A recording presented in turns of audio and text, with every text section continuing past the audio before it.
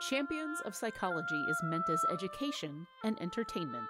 It is not a substitute for medical advice or professional counseling. Discussion of mental health topics will be primarily rooted in research and the personal experiences and self-disclosures of the hosts. While we can provide generalized education and possible mental health resources, we cannot offer any recommendations, advice, or opinions for any specific persons, cases, or situations. We provide these resources and links at our sole discretion, but have not necessarily vetted or reviewed any resource. We assume no liability for the use of the information or resources on these sites, and we encourage you to use your own best judgment.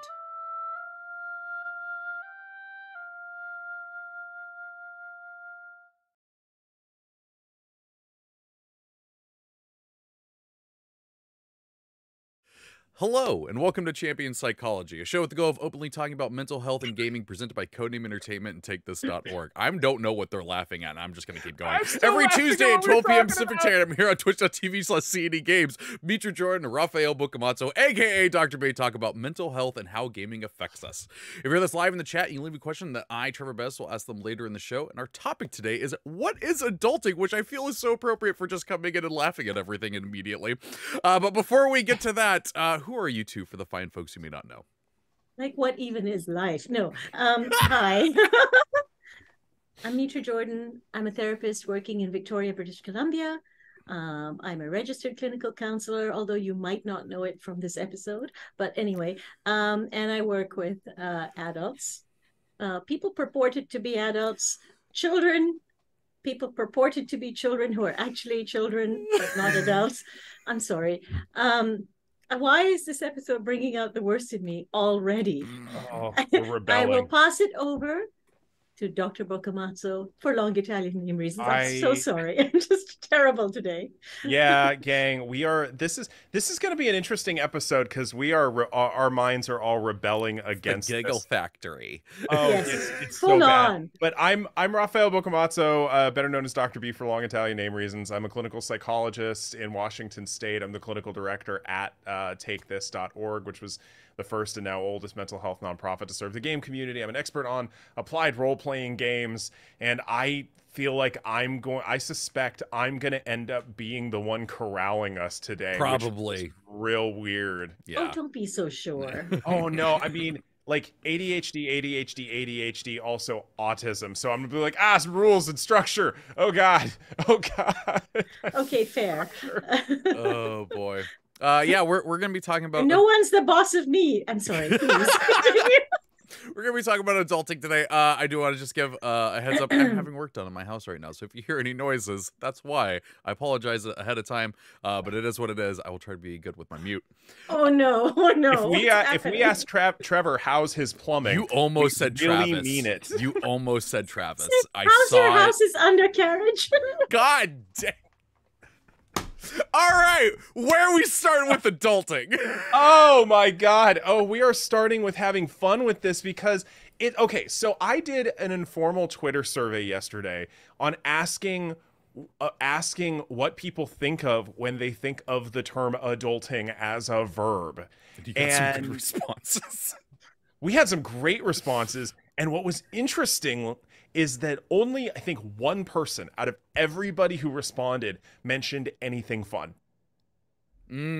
Everything else, drudgery, things we do not want to do, things that we hate doing, things that are required doing. Taxes got brought up more than once. Paying bills, medical stuff, checking your other plumbing routinely. I don't know, because I'm over 40 apparently. That's something my doctor brings up. But the it just things we don't want to do. And that's the nature of what people are perceiving as being an adult, doing all this stuff that we don't want to do. But it's also really complicated because there's so many contexts to consider, whether it's geographical, whether it's cultural, whether it is historical cohort concepts, economic. There's all of these complexities that go into being an adult, and apparently none of them are fun, at least according to the internet, which is always a very reliable source. I was going through the responses as you were talking, and hands down, one of my favorite things is a lot of people I think everyone put lists of things, except for one person, friend of the show and husband to 1/4 of the cast, Eric Jordan, just put washing dishes. And I think that, and you know what? I hard agree with that one. That is one of the worst adulting things. You know, it's funny. He says dishes. I guess for me, it's like vacuuming. So, yeah. I mean, I'll do it, but I'm the one who's like, fine, the vacuuming needs doing right now, as opposed to dishes, which I don't really mind. So I think as well, it's that sense of what are we stretching ourselves to do as adults? What don't we want to do, but that we recognize we have to do? Mm-hmm. And it's sort of that internal parent voice who's like, now, you need to go to bed because you have to wake up because you've got to do this because you've got to do the other. And I think that's why we associate it with unfun stuff. Yeah. Because as children, it's the external parent standing right there, pointing to things, that bit of dust you missed over there, or you need to lay the table now, or what do you mean you're having chocolate? We're having dinner in half an hour. Okay, my kids would probably be far too familiar with this. But anyway, and I'm making myself feel super unfun right now. But I think that's why it's the side of us that knows how to plan. In other words, present Mitra thinking about future Mitra. You have to do this because future Mitra will be very unhappy if you don't. Mm-hmm. Remember past Mitra, how crappy that was? So we're not going to do that again, right? Present Mitra. And future Mitra is like, okay, cool. But present Mitra is like, for fuck's sake, I just want to sit down. Stop making me do stuff. Like, get off my case. Seriously, there's the internal dialogue. very, very real and relatable dialogue. Yeah, no, unscripted people. Yeah, full on unscripted. No, that last night. I didn't even think about this in the moment, but like I was in on PlayStation chat with my friend, and we're playing different games and just kind of hanging out and everything. And at one point he's just like, all right, well, I think I'm gonna get off now. Instead of doing this next mission, that'll probably take me another hour. I'm gonna go to bed early, be rested for tomorrow, like an adult. And like we had a quick like little riff of just like, oh yeah, doing the adult thing, going to bed early and everything. And like we were making a joke, and like we know that's not what that person wants to do. Did you two stretch before you did this bit? I just want to make sure your backs are okay. Oh no, that's how our game chat goes. All of the time. It is just bits after bits after bits.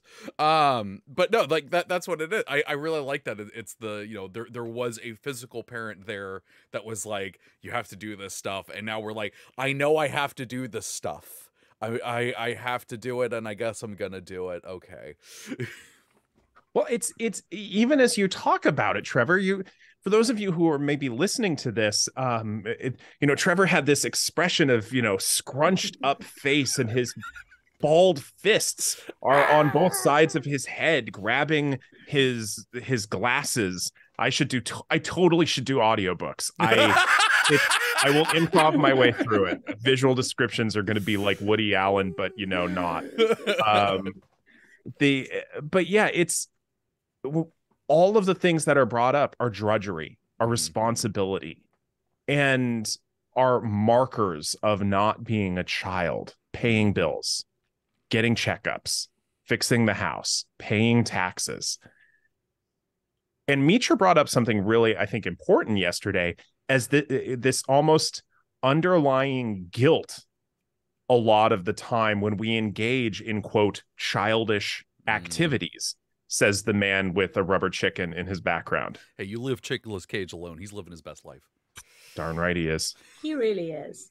And we all need some Nicolas Cage. And I think that brings up this question of like childlike activities, or what we consider childlike. So part of what we're going to get into, particularly perhaps next week, we'll see how it shapes out, is cultural and generational views of what it means to be an adult, right?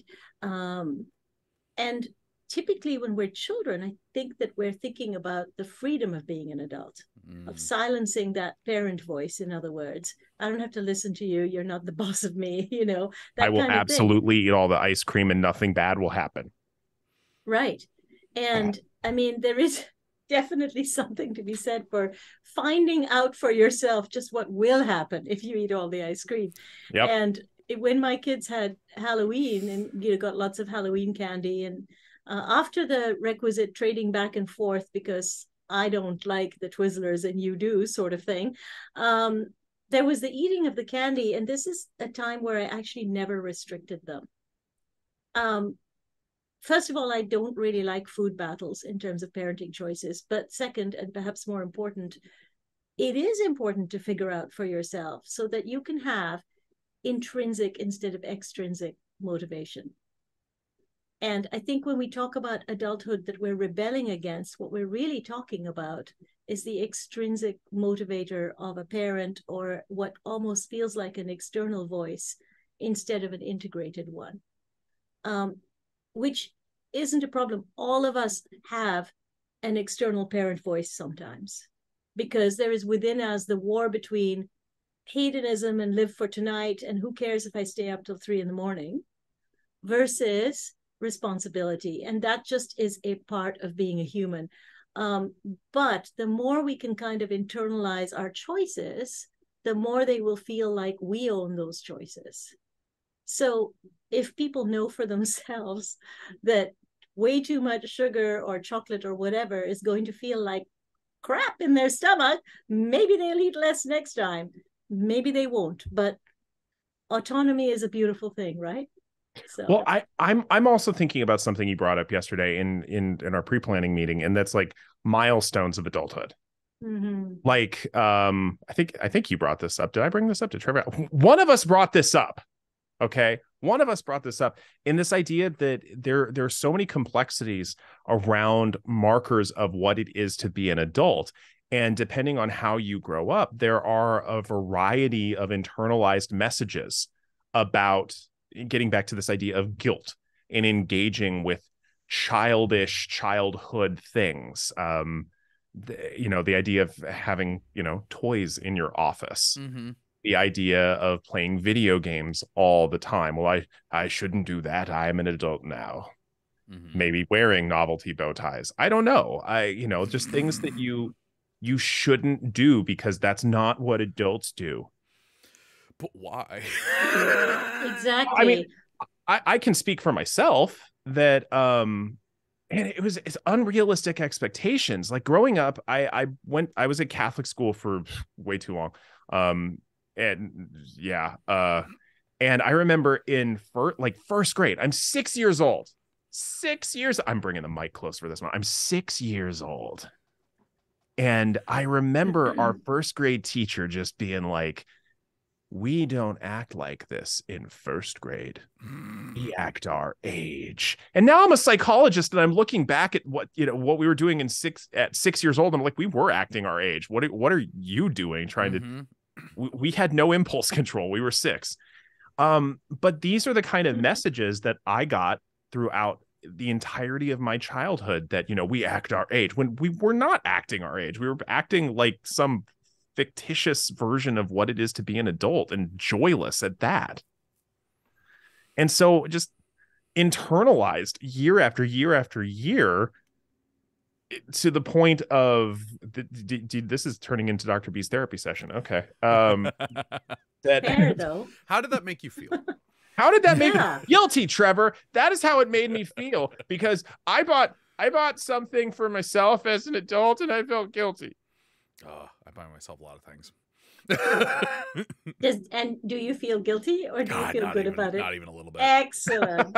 Excellent. Not even a little. No, I've had people do that before. Where it's just like, why are you playing video games? You should be an adult. And I go, okay, what is your data for adults don't play video games? Because video games started in the 70s. And a lot of people that were adults didn't get into them. Children did. And those children became adults. And so they're the first barometer for you actually saying children only play video games. Well, no, those children that started playing video games are now adults, which is the first time that actually has happened. Yep, absolutely. And that's a big part of it. the culture has changed in terms of our expectations, particularly in North American culture, about what it means to be an adult and how we spend our time. But when being older than the two of you, when I was growing up, there was still this idea of that the markers of adulthood that I think still apply, in the sense that there are markers that will allow or will increase your chances of being taken seriously. But those are changing.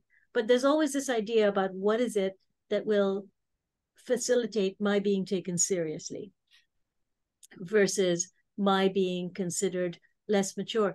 And I think this is really problematic, because my being taken seriously should depend on my taking my responsibilities seriously, not on whether I happen to be wearing a shirt that has dragons on it that I made myself, because that's adulthood, being able to buy a nice sewing machine and make myself a dragon shirt, people. Heck so, yeah. But I think that we are looking for that external validation in terms of being taken seriously, because to some degree that's necessary. There are the trappings of our job, and people, we're not living in a vacuum. In other words, we're doing social experiences. And so to some degree, we end up dependent on our society's understanding of what looks like trustworthy. So we can be performative in trustworthy. And that's not to say it's not coming from a genuine place, but I might, for instance, be different when I'm going to a meeting with other professionals versus how I might appear if I'm going to a games convention, right? And that's what I'm talking and making about. Friends and getting free soda. Yay! Sounds good to me. Well, I actually, Genemesis 13 had a really good point in the chat. Adulthood seems to be, I should do this, and childhood is, I want to do this. And but one of the things we don't talk about often enough is how interlinked responsibility and freedom actually are. In fact, this is the cornerstone of certain schools of psychology that are based in existentialist theory, that freedom and responsibility are inextricably linked. And it's just fascinating to me that only one person out of the many, many people who responded to my very informal poll yesterday mentioned anything about fun. Well, go ahead. To me, I'm thinking for fun things like, I have hats. Adulthood was me buying hats. Well, see that, I think that's the thing. Like we titled this episode "What is adulting?" and I think adulting is it's a verb, because it is the action of doing something, but the I'm an adult is like the excuse. Like I remember as a kid all the time being like, why do you get to do that? And someone going, because I'm an adult. And so you know what? Sometimes I will wake up in the morning, reach into the refrigerator and grab 2 slices of cold pizza and go, because I'm an adult. I can do what I want. And you know what? I'm so grateful no one said that to me. And I have refused to say that to my kids. Why am I doing what I'm doing? It's not because I'm an adult.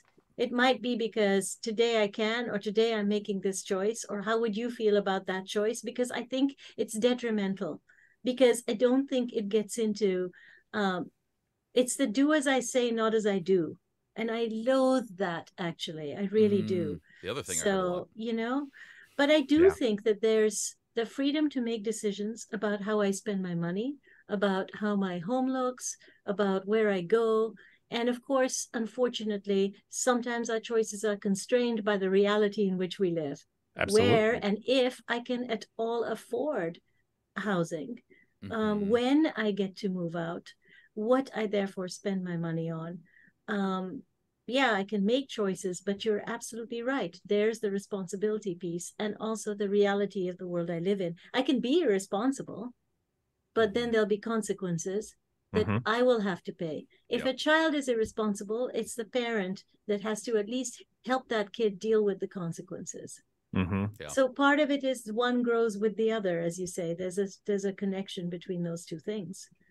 Well, and you're also bringing up something else, and I'm going to specifically talk within a largely U.S. based cultural context right now, and that is, though I think I think this applies to Canada as well, that the shifting of economic standards over the last couple of decades, the enormous debt that so many millennials and Gen Zers have been saddled with in order to, quote, do the right things and get our jobs and go through higher education and so forth, has prevented us from doing so many of these milestones that we traditionally might think of as adult milestones in a timely manner that, other people would recognize. I mean, I think Treavor said yesterday that, 20 years ago, if someone's like, well, I'm 28 and I live at home with my parents. And, 20 years ago, we'd be like, oh, dude,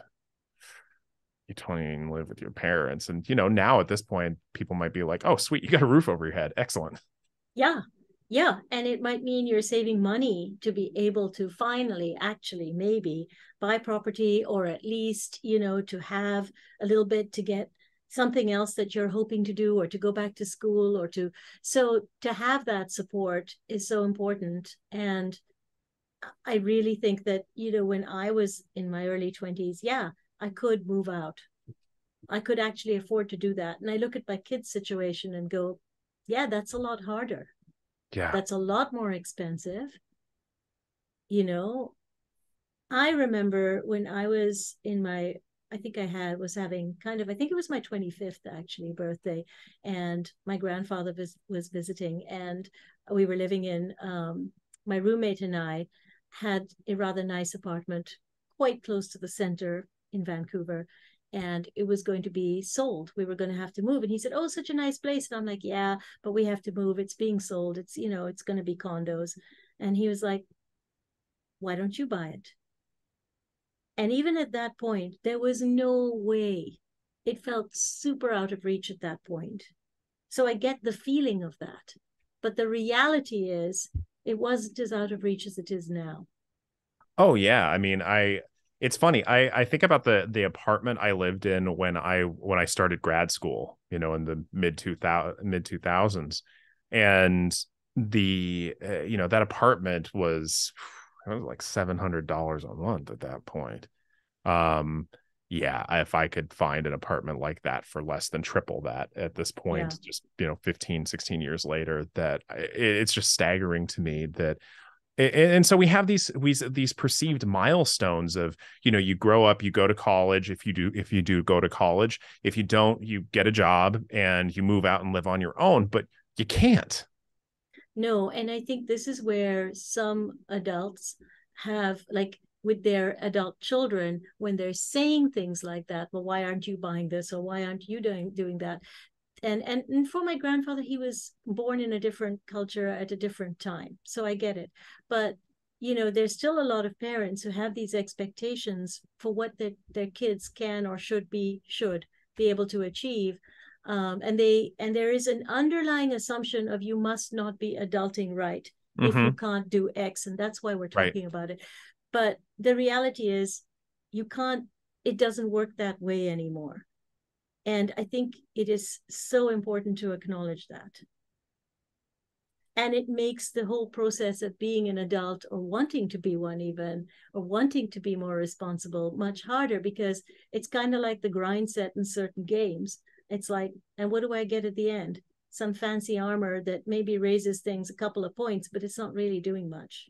And I think that's one of the difficult things in terms of wanting to kind of be this adult, because it is now much more responsibility, but where is the freedom, So. Well, and that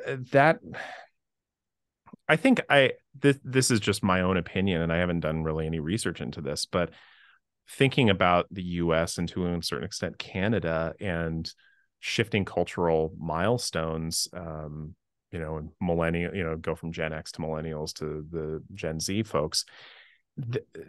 I'm not sure there are as many cultural touchstones, and that's both frightening and also an incredible opportunity to essentially self-define. Instead of, somebody said this to me recently, and I am laughing at it so hard still, that traditions are just peer pressure from dead people. That was me. That was you. Yeah, yes. That was yeah, so I saw a good. tweet So about that over good. the break. Yeah. Yeah.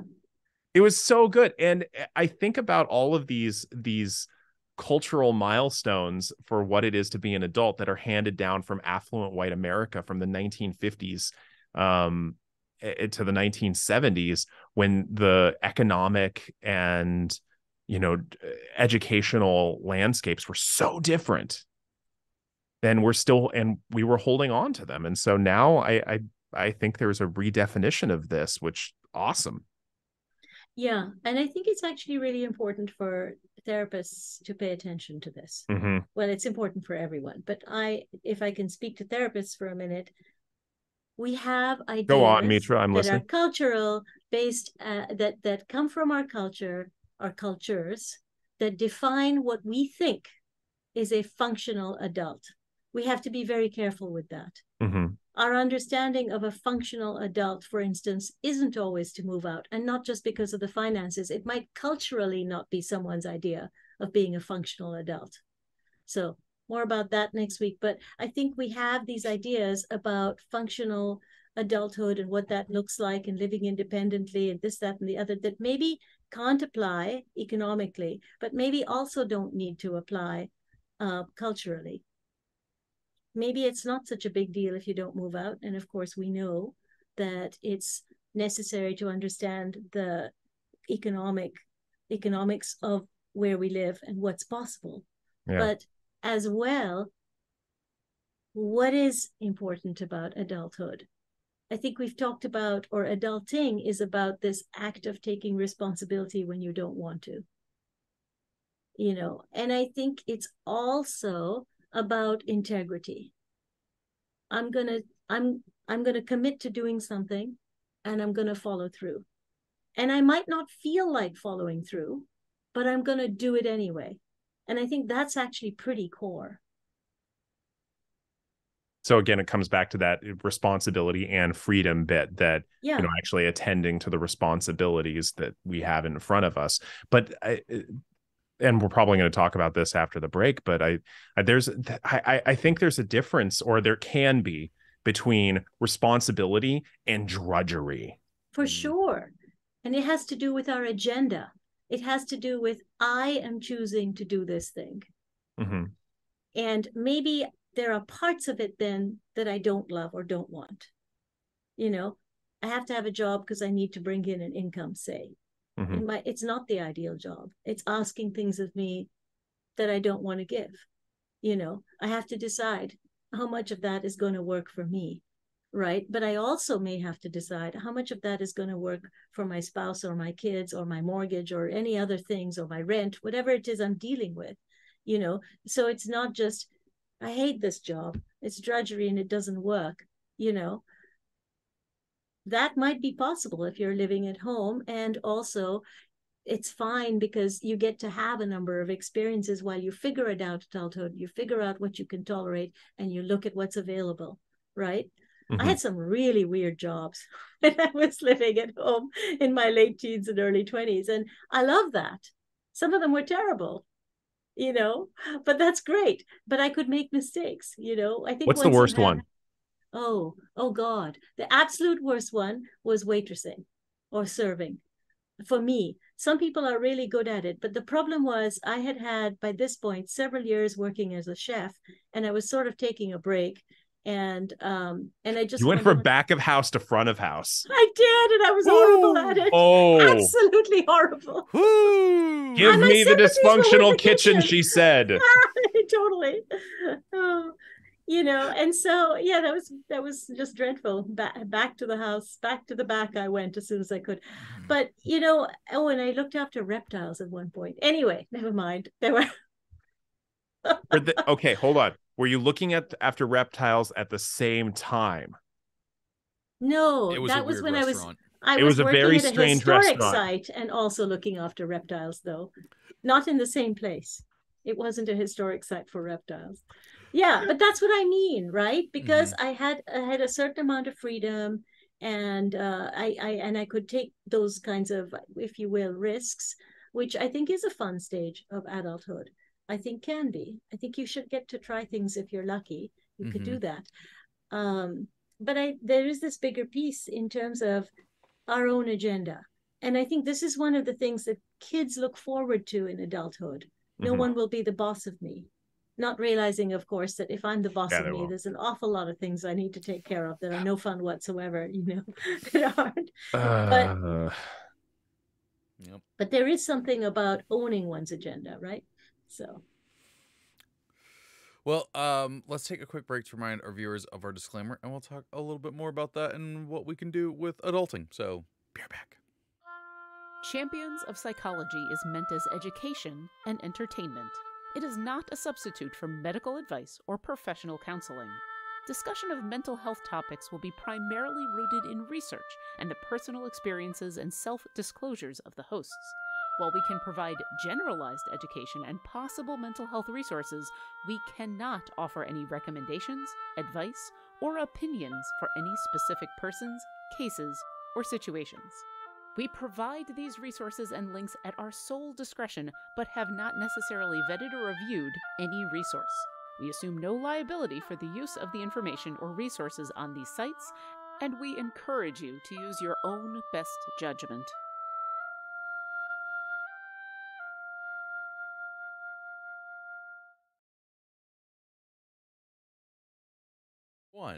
All right. As a quick reminder, if you have any questions, you can put them into chat with question : and then your question, and we'll talk about those towards the end of the episode. But this was one of them that we knew was going to be like a little more of the like we're bringing up things that suck. No, they are. So like, what do we do? Like, what do we do with adulting? Begrudgingly do it. Well, it's okay. No, it's kind of it's sex. It reminds me of this really sexist example from the Red Green Show, a Canadian television show, and they would end the episode every time with the man pledge, and it was, "I'm a man, I can change if I have to, I guess." But I think about that as it comes to adulthood. I can pay the bills if I have to, I guess. Yeah.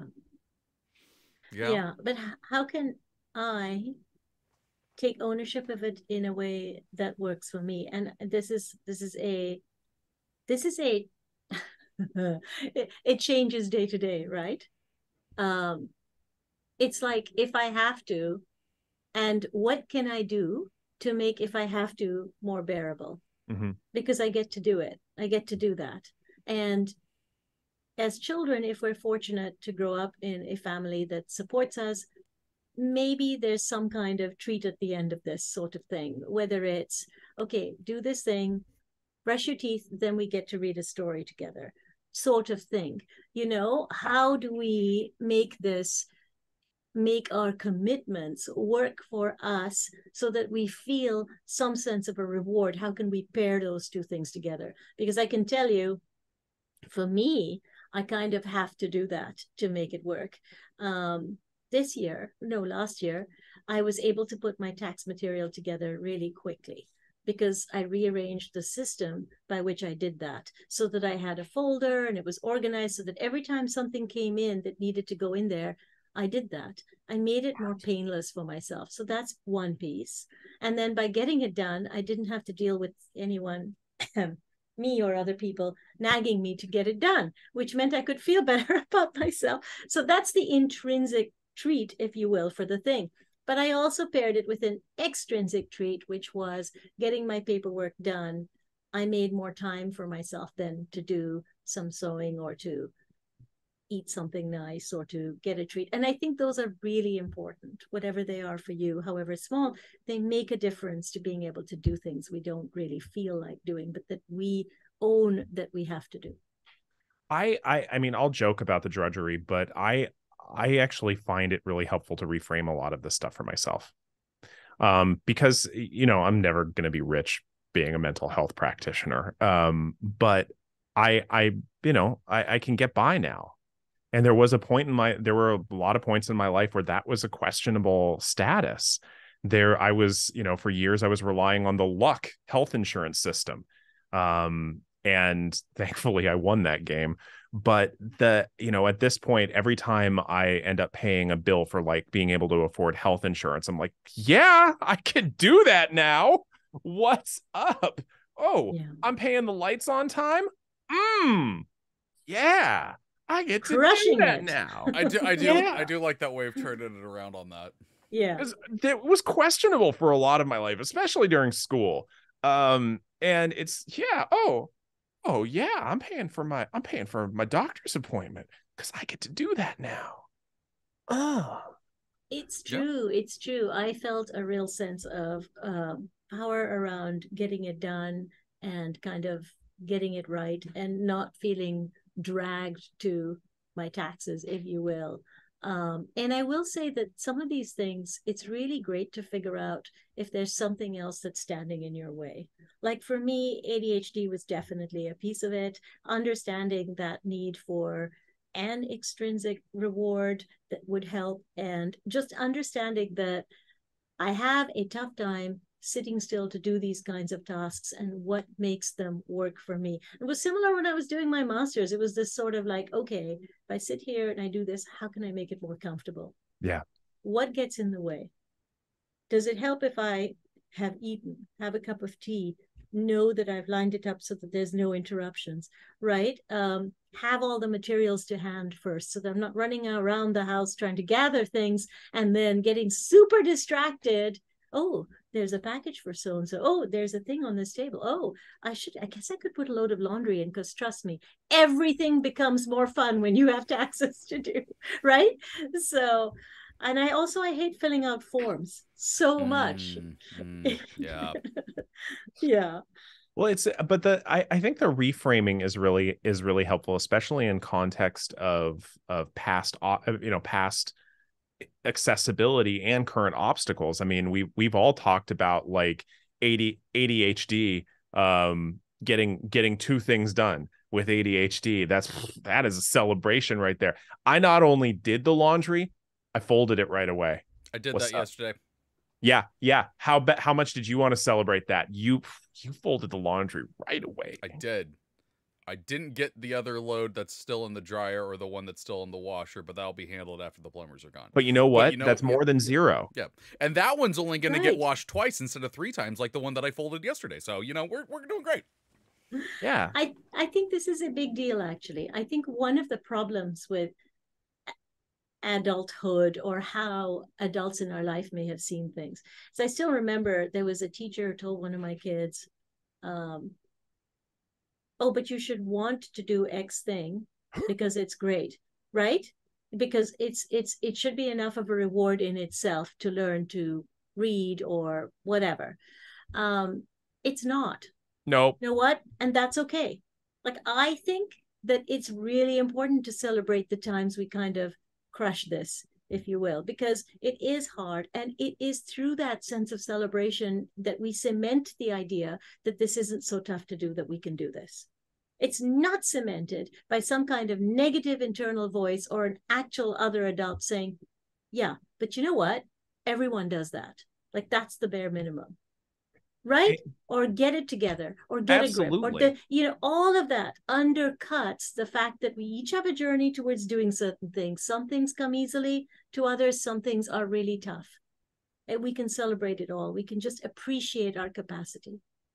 Well, and you're also getting into these overly rigid internalized ideas of what it is to, succeed at adulting. And so often it's perfection and it's comparison to some snapshot of what we see from somebody else who may not have the same circumstances as us. I've got friends who make enough money that they can hire a personal chef. They can hire cleaners to come in once or twice a week. So guess what? That house looks immaculate. Yeah. And they're well fed and they're rested because they don't have to, feed the whole family every night. I don't have that same kind of access. Good. And so I can't put the same kind of pressure on myself to live up to that. Yeah. Yes. There was that one thing that was going around for a while where it's like you have the same amount of hours in the day as Beyonce, and then someone finally was like, "Do you know how many assistants Beyonce has?" Yeah. Exactly. I don't think Beyonce's exaggerating if she puts hashtag squad. She has got a whole platoon is what she has. Exactly. I think that's so important to acknowledge. Yeah. Like, we don't get these things done on our own necessarily, right? And sometimes, especially if we have families or other people in our lives that we're caring for, things become more complicated and more complex. And to expect the same things of ourselves when our life gets more complex is also really unfair. Mm-hmm. So, you have 2 little kids you're coping with. Maybe your career is going to stall out a little. It's not going to end. It's not going to not succeed, but it's not going to, it might not take off the same way if you're only generally getting 4 hours sleep at a go, and that's on a good night, right? So we have these unrealistic expectations of our capacity to do things without taking into account the interruptions, the struggles, the challenges, and the rest of the plate that we're carrying, right? Absolutely. And we are different than others. Yeah. And that's just our capabilities are different than others. Our ability to be efficient, the tools we have access to are different than others. And yet so often we have these rigid standards internalized of, if we don't do X, Y, and Z every time perfectly, I am not good enough. Mm-hmm. And that's such BS. Yeah. Well, so I do want to change subject real quick because we're getting towards the end. But something that we touched on earlier, and we did get a viewer question about it. You're talking about like doing fun things and not having that guilt about it. And Eldar blog says, question: can you escape guilt as an adult? That is, doing what you want causes you to feel guilty, so you never do it. Yes, you can. The first thing that you need to take into account there is actually creating time and space to do the thing. I had a lot of trouble, particularly as a mother of 3, taking time for myself, because if it wasn't me taking care of it, I worried that it wouldn't work out right, which I realized in the end was such a disservice to my partner as well, right? To have this idea that you're the only one who's carrying a load, which, if you'd asked me, I certainly didn't consciously think that. But if I thought about my role and what I felt I had to do, so making sense of your role and the sometimes irrational levels of responsibility we can start to carry, and then deciding how important, sometimes the thing we need to do for ourselves is what's really going to replenish us. That hour or 2 to play video games, or taking an afternoon or even a day or even a weekend to yourself, that is going to allow you to come back to your life in a refreshed way, or to buy the thing that you want to get. So can you set aside some funds for that? Can you set aside the time? Can you decide that this time and space is going to be for you to do that thing or to have that space? That's the beauty of being an adult, is we can also be responsible for our own self-care in that way, and our own entertainment needs. And go, no, this is important. This is what will replenish me. Is what will allow me to carry the load the rest of the time. Well, and that's, you're hitting it on the head, that if we as people, just broadly, if we cannot find the time for joy in all of the responsibilities, then what are the responsibilities for? Now, sometimes that's just straight up for survival. Yeah. And that's true. I talked about times in my life where I've really scrimping by, struggling to get by. And sometimes you're doing it just for the struggle, or for survival, but hopefully for the future. Even so, little moments here and there where you get to have these little moments of, I choose this. And that's something I had to work out with, something I had to work out a lot for myself, of like, letting go of those expectations. And I choose this. I will have the Reese's peanut butter cup. Thank you. Mm-hmm. And I will do so proudly. That's actually often what I did. I would make a show of it and just, go full, just like. So what I do. That's what I do with my my cold pizza in the morning. Yeah. I don't have this. I don't care. Yeah, we're gonna make a posh deal out of this. So yeah. I'm gonna eat my Reese's peanut butter cups with a knife and fork. How elegant. Will you have a napkin as well? Oh, I can't believe these milk voices chocolate made it and onto the peanut show. butter. We weren't Such a combo. We weren't doing these voices at length before the start of the show at all. No, not us. No. Not us. But I would say to anybody out there, if excessive guilt is something that you find yourself struggling with, reach out to a mental health professional. There's a lot of different reasons that we can feel excessive guilt, and what works for us isn't going to work for other people necessarily. So reach out to somebody who understands what's going on for you a little bit better than we ever could. Mm-hmm. We got one more question here that I think is a little fun one. Caleb Marin says, question, if you could redo the definition of adulting, what would you do? Would you change what adulting means? I love maturity. It sometimes has its own connotations that aren't so positive. The idea of being a more mature woman, for example, don't love that. But I love the idea of maturity and kind of recognizing that I can act with integrity with myself. Yeah. And to me, maturity is recognizing and carrying that responsibility while still making room for yourself. Mm-hmm. I think along some similar lines that in my teen years I thought about I came up with this idea that there are adults and then there are grown-ups, and I never wanted to be a grown-up.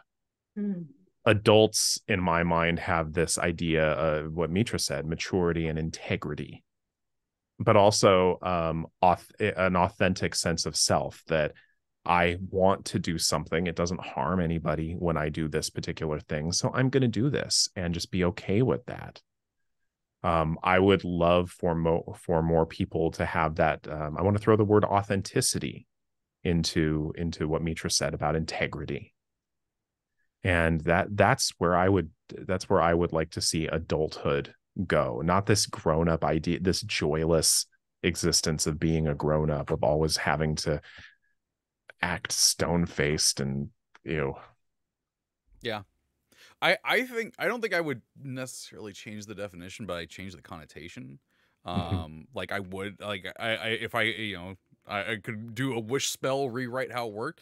It was just like, it's a celebration thing. It's like, heck yeah, you adulted the hell out of that.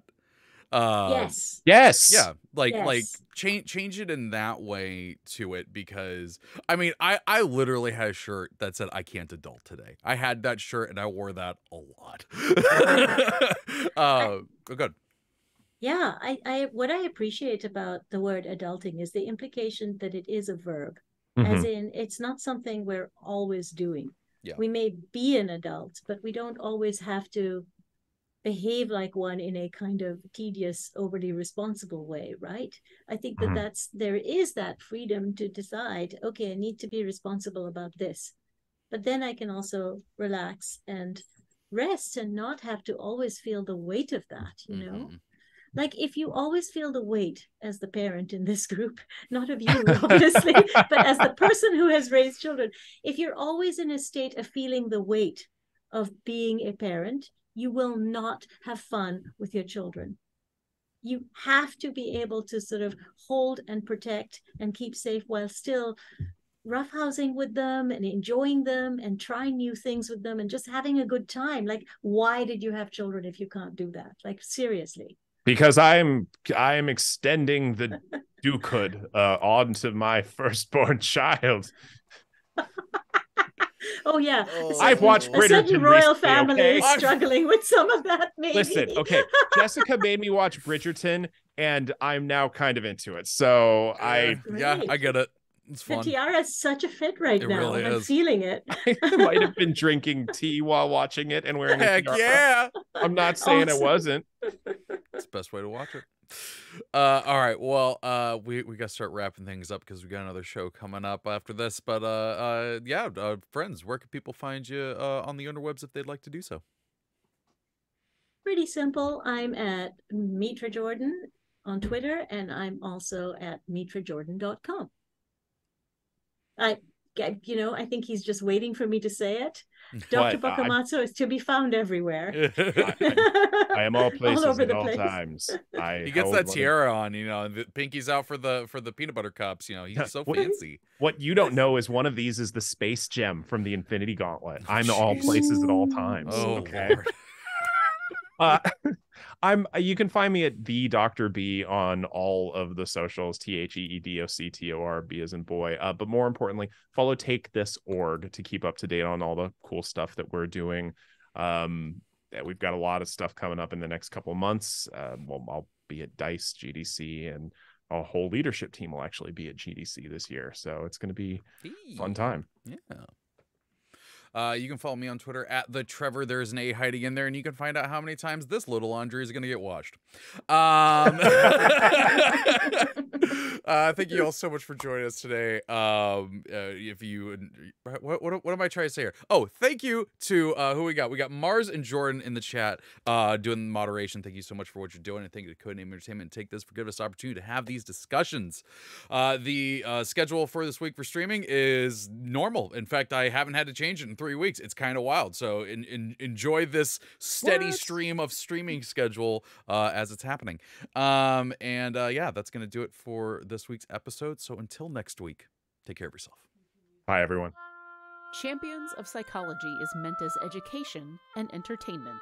It is not a substitute for medical advice or professional counseling. Discussion of mental health topics will be primarily rooted in research and the personal experiences and self-disclosures of the hosts.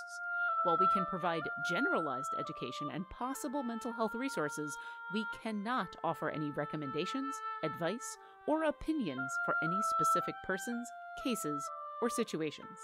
We provide these resources and links at our sole discretion, but have not necessarily vetted or reviewed any resource. We assume no liability for the use of the information or resources on these sites, and we encourage you to use your own best judgment.